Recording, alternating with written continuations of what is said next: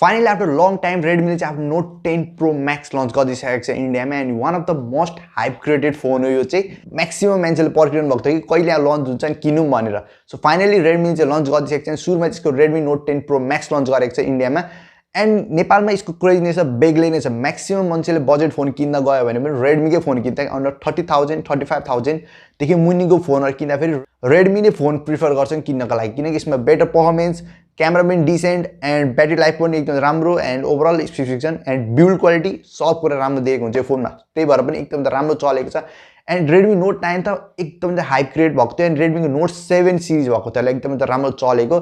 8 चाहिँ decent and short period of टाइममै ल्याएकोले गर्दा अलिकति त्यस्तो खासै मार्केट लिन सकेन तर Redmi 7 एन्ड 9 सिरिजले त बबाल काम गरेको थियो तर फाइनली Redmi Note 10 Pro ले पनि त्यस्तै काम गर्छ जस्तो लागिरहेछ किनकि एकदम राम्रो स्पेसिफिकेसन साथमा ल्याएको छ सो आजको भिडियोमा चाहिँ यही हेर्नेछु कि Redmi Note 10 Pro Max मा चाहिँ के कस्तो स्पेसिफिकेसन छ अनि कतिको प्राइसमा नेपालमा लन्च हुन सक्छ एन्ड इन्डियामा कतिमा लन्च भएको छ सब कुरा भिडियोमा डिस्कस गर्नेछु सो भिडियो सुरुदेखि लास्टसम्म हेर्नु होला मेरो नाम Himchwan you are watching tech bros let's get started Redmi को Note 10 Pro Max मा तपाईले 6.67 इन्चेस को सुपर एमोलेड डिस्प्ले जुन चाहिँ 120 हर्ट्ज को रहेको छ जुन चाहिँ कर्निङ गोला क्लास 5 ले प्रोटेक्सन दिएको छ अनि यो चाहिँ वान अफ द मोस्ट भन्नु मान्छेले खोजेको स्पेसिफिकेसन थियो कि डिस्प्ले चाहिँ कहिले आउँछ सुपर एमोलेड भनेर अहिलेसम्म कुनै पनि नोट सिरिजमा तपाईले सुपर एमोलेड डिस्प्ले पाउनुहुन्न तर फाइनली Note 10 Pro Max मा चाहिँ तपाईले सुपर एमोलेड डिस्प्ले पाउनुहुन्छ एन्ड अब यसको कुरा गरौँ पर्फर्मेन्सको तपाईले स्न्यापड्रागनको 732G प्रोसेसर पाउनुहुन्छ जुनमा चाहिँ Adreno 618 पाउनुहुन्छ एन्ड यसको OS कुरा गर्नु पर्दाखेरि चाहिँ यसमा तपाईले Android 11 जुनमा चाहिँ MIUI 12 पाउनुहुन्छ एन्ड पर्फर्मेन्स वाइज राम्रो दिएको छ एकदम त टप लेभलकै दिएको छ पर्फर्मेन्स चाहिँ बट अल्सो मान्छेले एक्सपेक्ट गरिरहेको थियो कि 5G ल्याउँछ कि Note 10 सिरिजमा चाहिँ भनेर तर Redmi ले चाहिँ ल्याउन सकेन 5G Note सिरिजमा चाहिँ सो अलिकति डिसअपोइन्ट मलाई पनि लागेको थियो किन मैले पनि एक्सपेक्ट गर्दै थिएँ कि 5G ल्याउँछ कि भनेर बट अल्सो एकदमै त राम्रो पर्फर्मेन्स वाला प्रोसेसर युज गरेको छ सो तपाईले गेमिङको लागि त कुनै टेन्सन अभियसली नोट सिरिजमा भनेपछि कुनै पनि टेन्सन लिनु पर्दैन गेमिङ खेल्नको लागि त सो पर्फर्मेन्स एकदमै राम्रो पाउनुहुन्छ फोनमा चाहिँ अनि यसमा तपाईले 3.5mm को हेडफोन ज्याक पनि पाउनुहुन्छ एन्ड यसको क्यामेरा कुरा गर्नु पर्दाखेरि चाहिँ यसमा तपाईले 108 मेगापिक्सलको क्वाड क्यामेरा सेटअप पाउनुहुन्छ पछाडी जुनमा चाहिँ तपाईले 108 मेगापिक्सलको प्राइमेरी लेन्स 8 मेगापिक्सलको अल्ट्रा वाइड 5 मेगापिक्सलको डेप्थ सेन्सिङ एन्ड 2 मेगापिक्सलको macro lens and finally under 40,000 को फोन हो एन्ड तपाईले एक्ज्याक्ट प्राइसिङ लास्ट टाइम भन्छु लास्ट टाइम भिडियो हेर्नु होला एन्ड अन्डर 14,000 को फोनमा 108 मेगापिक्सल अहिलेसम्म कुनै पनि फोनले ल्याएको थिएन एन्ड यसले ल्याएको छ सो यसमा नि एकदमै त राम्रो गरेको छ Xiaomi ले 108 मेगापिक्सलको फोन अन्डर 40,000 थम्स अप दिन जान्छ यसमा पनि एन्ड यसको फ्रन्ट क्यामेरा कुरा गर्नु पर्दा चाहिँ 16 मेगापिक्सलको फ्रन्ट क्यामेरा दिएको छ जुन चाहिँ डिसेन्ट हो एज कम्पेयर टु कम्पिटिसनहरु पनि राम्रो चुज गरेको छ यसमा चाहिँ एन्ड यसमा तपाईले 5020 mAh को ब्याट्री पाउँछ जुनमा चाहिँ 33 वाट को फास्ट चार्जिङ सब पाउँछ सो ब्याट्रीमा चाहिँ कुनै डिफरेन्स छैन पहिला पनि Redmi Note 9 Pro Max पनि त्यही पाउनुहुन्थ्यो अहिले पनि त्यही पाउँछ सो ब्याट्रीमा त युज डिफरेन्स नहुनु डिफरेन्स छैन डिफरेन्स युज त के भन्नु डिफरेन्स छैन एन्ड कोही बात नै त्यसमा त त्यतिकै छ ब्याट्री भनेको डिफरेन्स पनि हुँदैन त्यस्तो खासै